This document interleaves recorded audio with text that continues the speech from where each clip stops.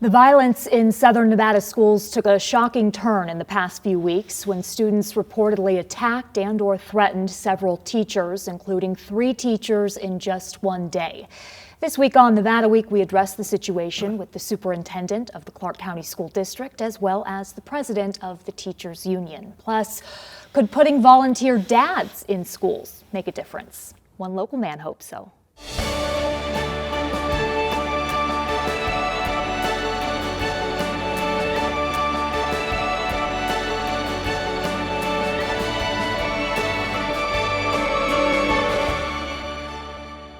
Support for Nevada Week is provided by Senator William H. Hernstadt and additional supporting sponsors. Welcome to Nevada Week. I'm Amber Renee Dixon. It was only a few weeks ago we talked about violence in our schools here on Nevada Week, but since then teachers have become the target in some of the more troubling cases. The most horrific happened when a 16-year-old student reportedly snuck back into school after classes were over and attacked a teacher. He now faces charges of attempted murder and sexual assault, according to the district attorney's office. Joining us to talk about what he calls a crisis in the community is Jara, the Clark County School District Superintendent, and Marie Nisis, president of the Clark County Education Association, Nevada's largest teachers union. Thank you both for being here on this very important topic. Dr. Jara, this week you were quoted as saying that the violence in the schools keeping you up every night, but you also said that there's a, quote, crisis in the community that's come into our schools. Why not say it's a crisis in our schools if that's where the violence is happening? Well, when you think about and go back and look, you just said, 3 incidents in a day. When we serve 366 schools, 305,000 children in the Clark County School District, what we are all seeing is what's happening out not only in the community and what we're seeing across the country.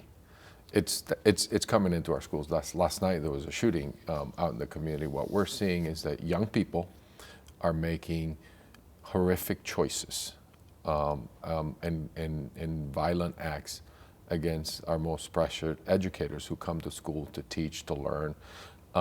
We are not seeing it across the board. One of the things that when we looked at, and I was quoted I think it was a couple days ago, we were celebrating educators, we were celebrating teachers and principals for one of the best schools in the country. And I think we often miss an opportunity to celebrate success. And the notion that these acts and these things are happening in our schools across the entire school district, to me, it's not starting in campus. We had another incident in another school and a student taking some bad choices that was out in the community. Our police officers have also mentioned, we're arresting adults that's coming onto our campuses, adult on adult violence as well. And I think everything starts at home. Everything starts out in the community. And we are doing what we can to address it, to keep our employees safe, and of course our children. And I think that is the big core issue here that we have. It's starting outside, coming in. That is a unique aspect of the school violence, is that parents have become involved. Marie, you did talk to that teacher we mentioned who was attacked following the attack, and what did she want people to know about the situation? Well, she said she understands that this isn't an overnight fix. What happened to her was horrific. But in the moment, the day that I met with her, she was concerned about the safety of not only her students, but her colleagues. What are we going to do to make El Dorado safe? What are we going to do to make all schools safe? And she understands when you're talking with campuses that are as large as El Dorado, how is that, how do you do that? How do you do that overnight? There's not an overnight switch, but she was just concerned that, how are they going to make immediate changes to the entry points and exit points for students and staff to ensure that they're safe? And I believe she also mentioned that she was concerned about how many adults were on campus. Had there been more adults on campus? And I'm wondering, who are these adults? Are these adults that are hired, or are these volunteer adults? who could help out in the situation? So this is starting my 29th year in CCSD, and throughout the years that I've been here, we've always had a critical shortage of specific job classifications. And right now what we need at utmost is our social workers, our counselors, our educators who can provide the mental health needs that our kids are suffering from.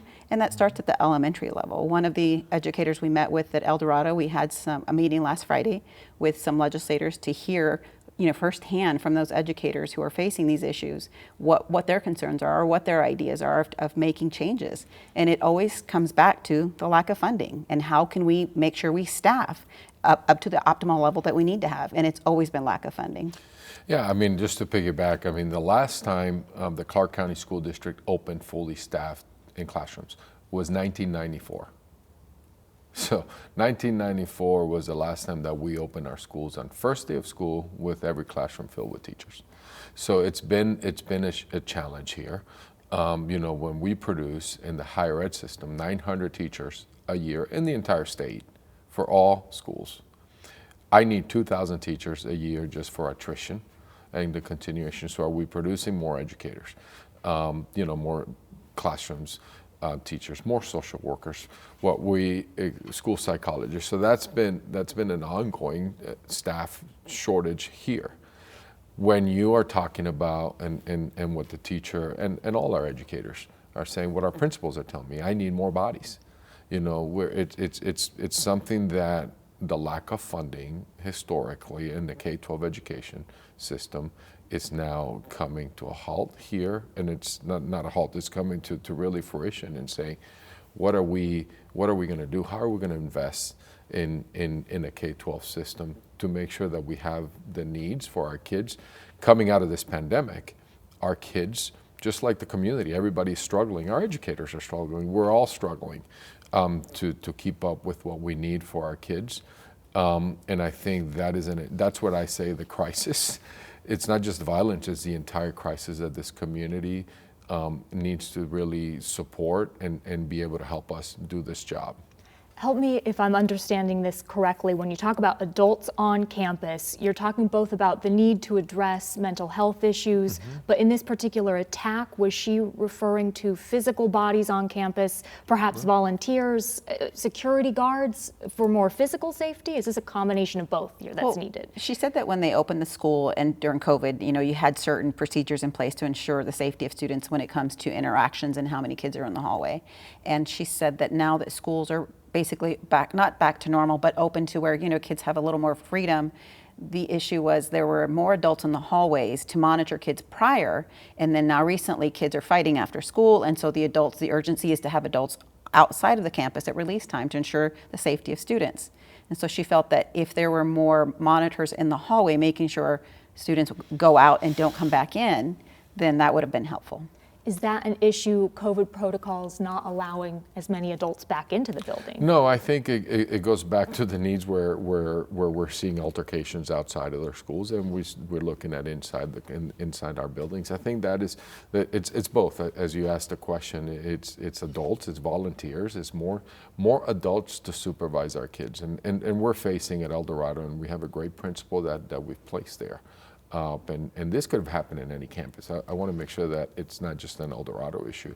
It could have happened in any campus. What happened there, and what we need to look at is how do we keep the staffing, the hiring of staff, and I think that is what we're seeing across all industries. It's not just in schools. It's impacting us in schools, but we have a shortage of security monitors. We have a shortage of support professionals.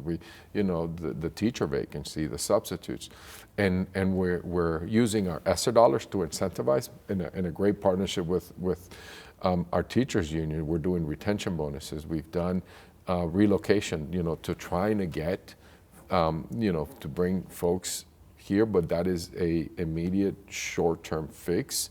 What is the long-term?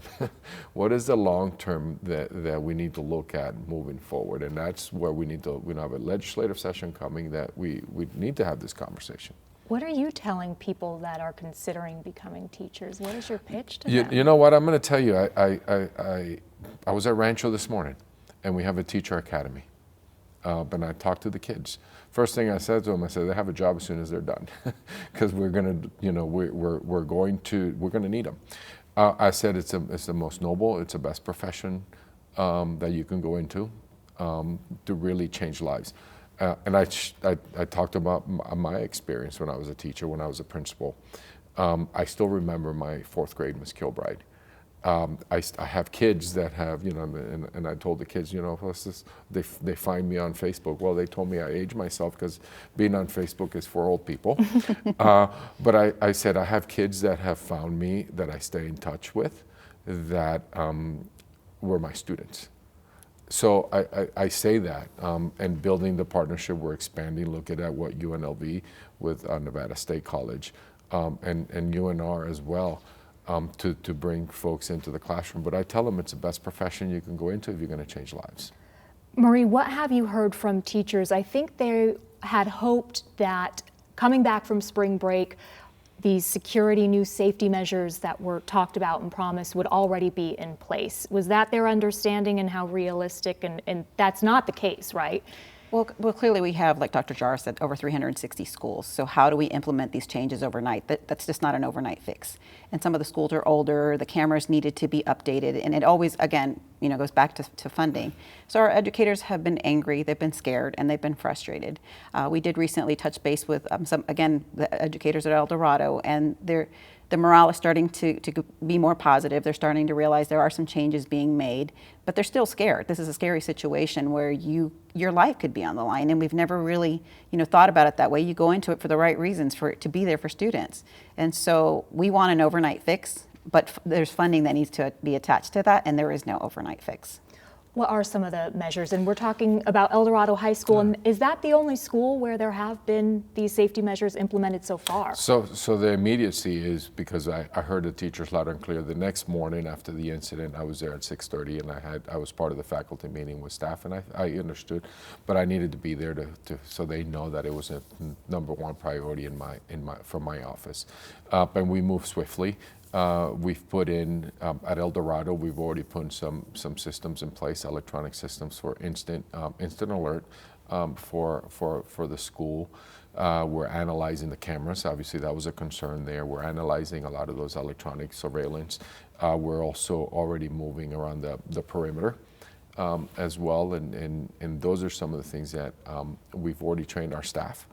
So the entire staff at El Dorado has been trained in how to use it. So that's immediate, and I think that went live on Wednesday. Okay. So that's where we are now. We're analyzing, right, how to, as Marie mentioned, all the different, where every school is in the networking and the electronics. You have to go physically and Absolutely. assess every single school and its needs based on how old the school is. There's some et cetera. systems that have been placed and that haven't been touched since 2002. So we're doing all of that. I'm getting a weekly briefing from the team, and we'll start communicating as we go forward. So El Dorado, we're moving, and I hear from the principal that the teachers feel that they're supported, and we heard them loud and clear. Now it's how do we then start prioritizing the rest of our high schools. We are going to start with high schools, then go to middle schools, and then get to elementary schools. 366 schools. So that is our pathway. Now, district-wide, we already put out our instant alert from our phones.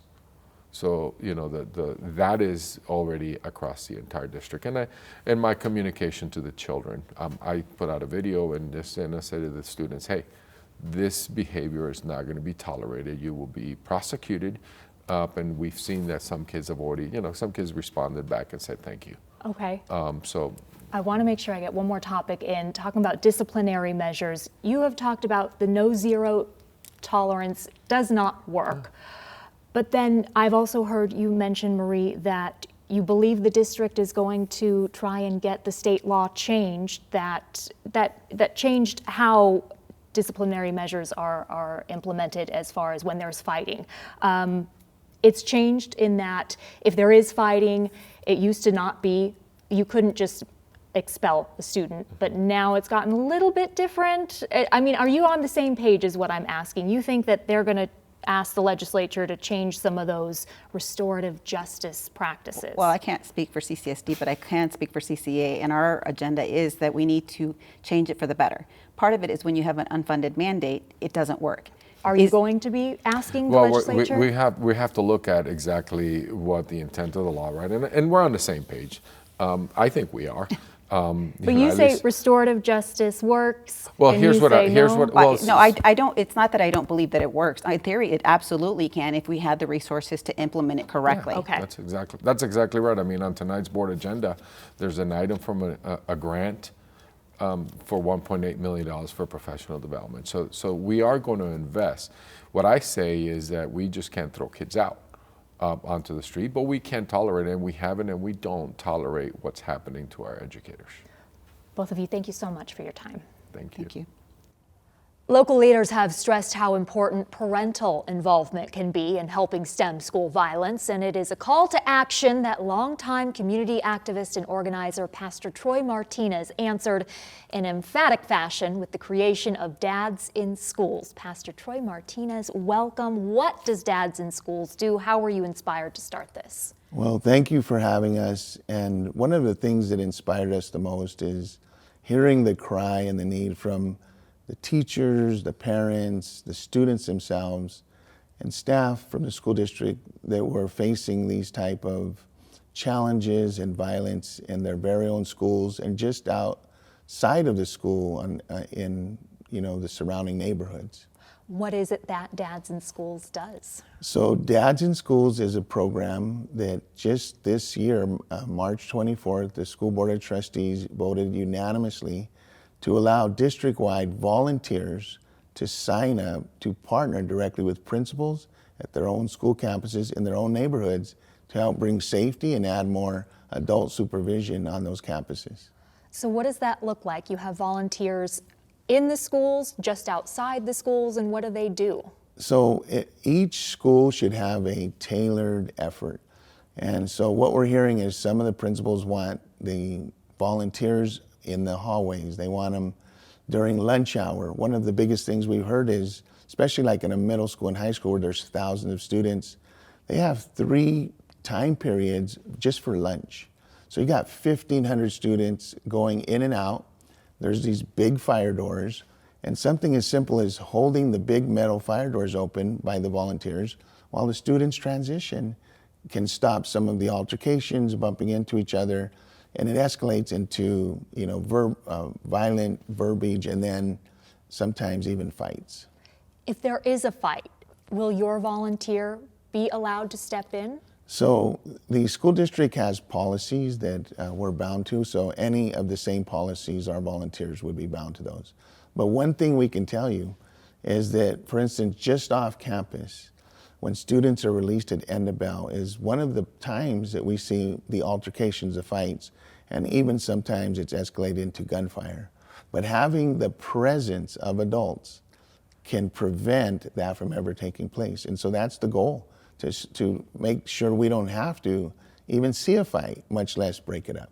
Okay, so you're hoping that there won't be a fight, but if there is, does your volunteer get involved to break it up? So our volunteers are not necessarily there to break up fights. We have the school district police, we have the deans, we have others that are trained to do just that. Will they though?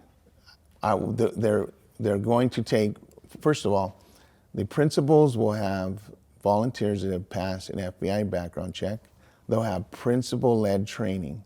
And in that, there'll be an agreement between those volunteers, that principal, to say what they want to see them do. And what we don't want our volunteers to do is be in the middle of breaking a fight up. What we do want to see is that those volunteers cause that fight never took place. We just saw a terrible incident at Western High School where there was a shooting in the parking lot. If there was volunteers there just after school, those people that drove up may have never got onto school property. It would have been a deterrent. If there was someone in the hallway the day the horrible event took place at El Dorado, I don't believe that would have ever took place if we would have had one. We had a 220-pound man in this uniform that's highly visible, and deterrent to that teacher ever being assaulted. And think about the morale and the safety that the teachers and staff would feel just knowing you have someone right there, just outside your door in that hallway that's there to protect you.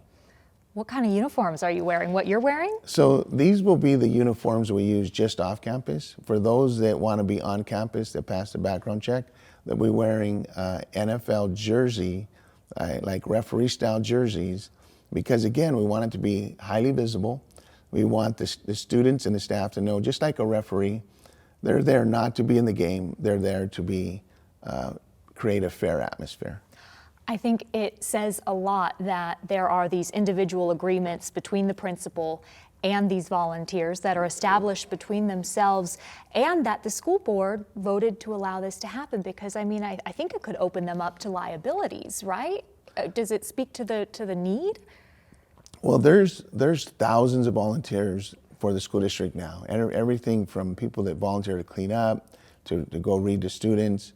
So any one of our volunteers will have to go through the same protocol, same background check as any volunteer. And the fact is that there's a need. There's a need for safety. The next generation, the next level of workforce for Nevada is our students. And if they can't learn, they're not going to be able to go earn a wage. So it's important that they get a fair opportunity to learn. And the volunteers will provide that by being there to make sure it's safe. The fact that it's, dangerous for, let's say, a volunteer who's a grown man and again, muscular and weighing 200 pounds, well, what about that 3-year-old that's in pre-K and they're seeing violence? That's not fair. So we need to make sure that we're there to protect them, even if there's some risk at all for us grown men. And for a little bit more context on that young of an age, we were talking off camera about elementary schools being positioned so closely to middle schools sometimes and what they're seeing. How is that situation working out? So one of the things that a good friend of mine, the U.S. Marshal of Nevada, Gary Schofield, told me, he said, a lot of the parents don't even know the name of the principal where they drop off their children for 6 hours a day. So there's a disconnect. We need to bring the community back and get them involved. Most people don't know that right across the street from an elementary school where the age range is like somewhere between 3 and let's say 11, that right across the street we have like 12 to 15-year-olds that are as big as grown men, and they're sometimes engaged in violent activity, fights, they jump each other, and it spills out right into the street or even onto the elementary school campus. So one of the first schools that we'll be serving, we'll be there right after school to make sure that that elementary school, where parents are picking up their 3-year-old, their 5-year-old, their 8-year-old, will have an extra layer of security and confidence that their children are safe. How many volunteers do you currently have, and how many schools are you in? So right now we have 86 schools that have requested Dads in Schools. We have over 300 volunteers that have signed up on our website, dadsinschools.com, and we're looking for additional volunteers. We'd like to see at least 10 volunteers per campus. So even if we had that amount right now, we would need 860 men to be available. So we're working on it, and men are standing up. They are getting involved, and it is a process. But we'll be out there as soon as just after Mother's Day, just off campus, to make sure that it's safe for these children. In some of your interactions with these kids, what are you hearing? What do you believe is behind the violence we're seeing? Well, there's an old saying, if you want to see what's troubling a child, follow them home. And I can tell you what we're hearing from the students, what we're hearing from the parents, is that many of the problems the children's facing, it's not coming from the school, it's coming from the community, it's coming from the home. And when they go into the school, they take all that anger, all that frustration. They're only on campus 6 hours, even less for the younger children. And the rest of the day, they're at home, they're in the community, and they're seeing violence, they're facing violence, they're hearing violence. There's just some challenges with housing, dysfunction, addictions, all at once. And then coming back from COVID, where for a year, They didn't see their friends. They wore masks when they did come back, and then all of a sudden they take the masks off. At that age, you change a lot in a year and a half, and they don't even recognize some of their own friends' faces. That's just an odd time for our children. Why dads? What difference does a dad make? And also, you are open to moms getting involved in some way. Yes. Telling you this, I was raised with 9 aunts and 1 uncle, and my mom was a single mom. So we know the power of a mom. The moms are not excluded. Phase 1 is dads in schools. We're hoping that after the successful launch in every single school that requests it, that phase 2, and you're the first to hear about this, will be the moms on a mission for the school district where they can get involved also. But we're taking moms signing up right now. One of the things that some of the moms will be helping us with is encouraging the teachers. Many of the teachers are female, and they're discouraged, they're afraid. One of them told me, I feel like we're behind enemy lines and no one knows we're here. Just to have those moms interacting, giving them a thank you card, knowing their name so that they realize that they're not alone. Pastor Troy Martinez, thank you so much for coming in. And thank you for joining us on Nevada Week. For any of the resources discussed, including a link to the Dads in Schools website, go to our website, vegaspbs.org/Nevada Week, or follow us on Facebook and Twitter @Nevada Week.